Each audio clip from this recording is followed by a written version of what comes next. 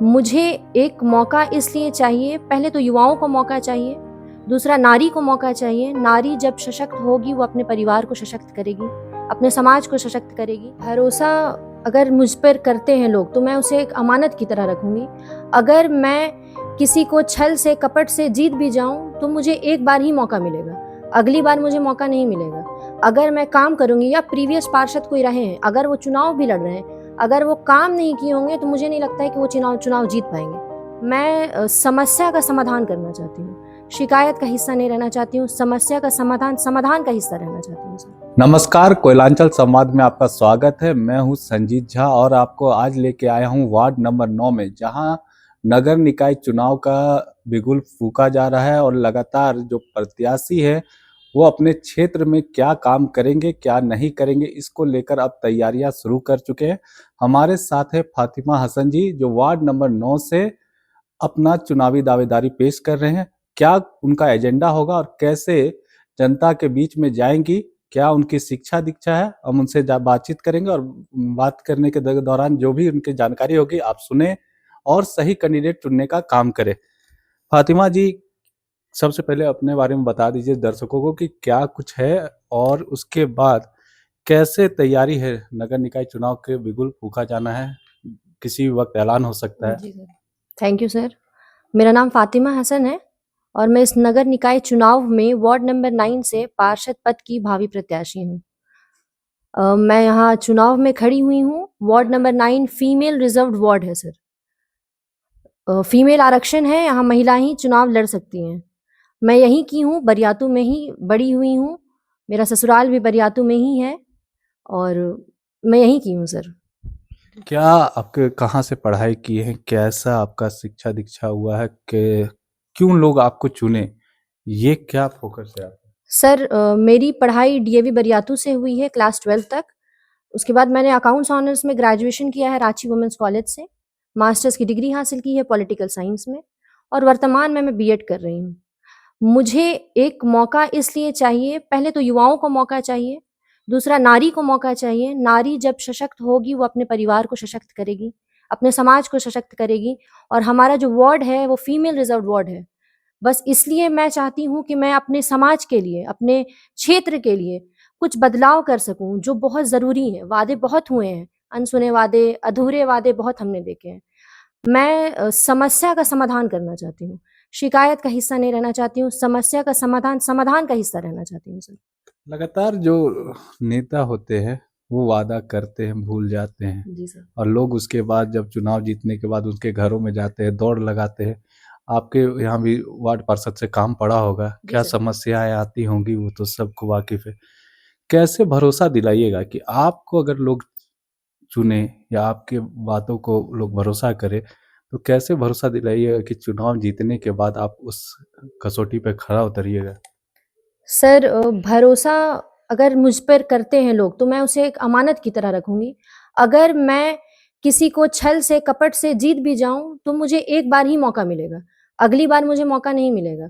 अगर मैं काम करूँगी या प्रीवियस पार्षद कोई रहे हैं, अगर वो चुनाव भी लड़ रहे हैं, अगर वो काम नहीं किए होंगे तो मुझे नहीं लगता है कि वो चुनाव जीत पाएँगे। काम ही बोलता है सर। जब तक काम नहीं होगा, समस्याओं का समाधान नहीं होगा, कोई बार-बार चुन के नहीं आएगा।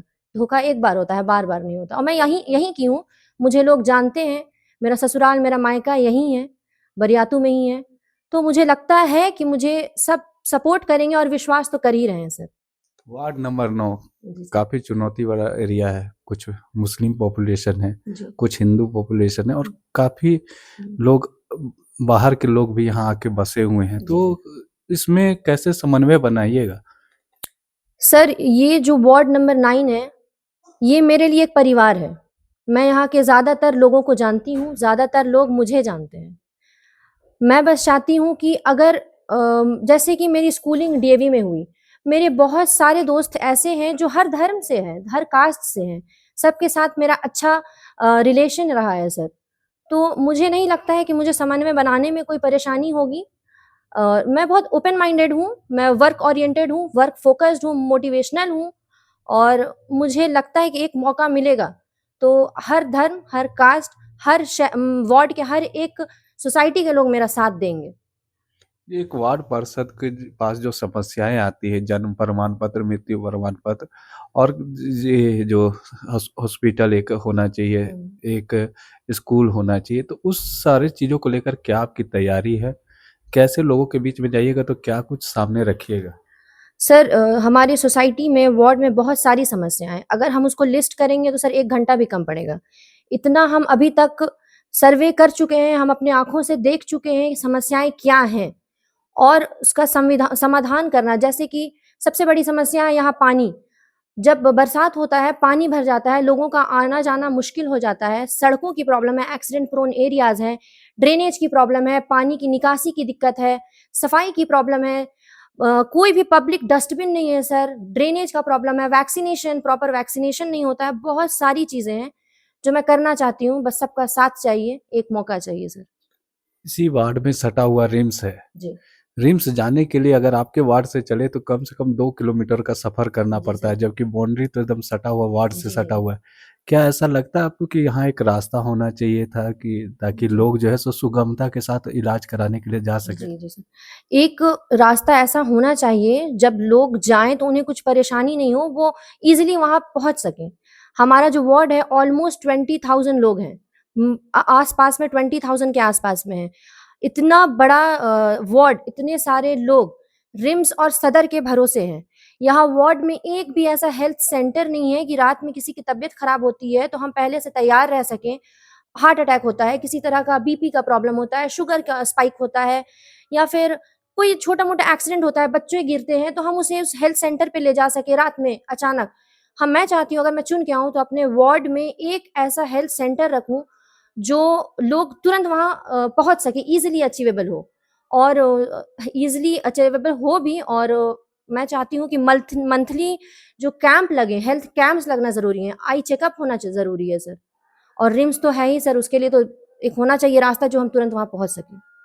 और क्या रहेगा जैसे स्कूल के लेकर है कि स्कूल भी काफ़ी सरकारी स्कूल जो है सो यहाँ से काफ़ी दूरी पे है। जी, जी। तो यहाँ के जो स्लम के बच्चे हैं वो कैसे स्कूल जाएँ? क्या व्यवस्था आप क्या सोचती हैं कि कहाँ पे यहाँ स्कूल अगर खोलना भी हो तो कहाँ खोल सकते हैं? सर पढ़ाई के लिए तो मेरा सबसे ज़्यादा ध्यान रहेगा क्योंकि मैं पढ़ाई को ही अपनी शक्ति समझती हूँ। यहाँ जो गवर्नमेंट स्कूल्स हैं इनके इंफ्रास्ट्रक्चर में बहुत वर्क करना है। पढ़ाई के लिए वर्क करना है, कुछ बच्चों की मिड डे मील प्रॉपर्ली उनको मिल रही हैं कि नहीं मिल रही हैं।